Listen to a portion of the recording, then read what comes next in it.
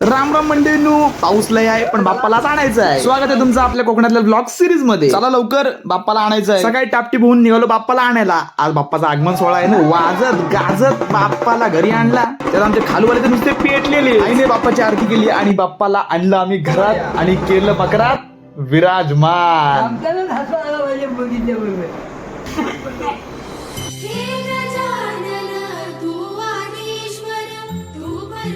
बाप्पाला मकरात विराजमान करून झालो तयार पूजेला.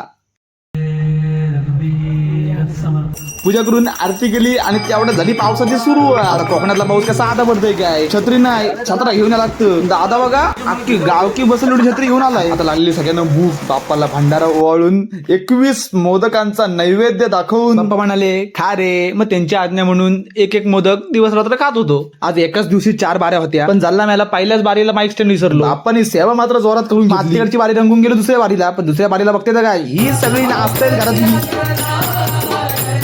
त्यातला वाद काय, हा नुसता पेटलेला.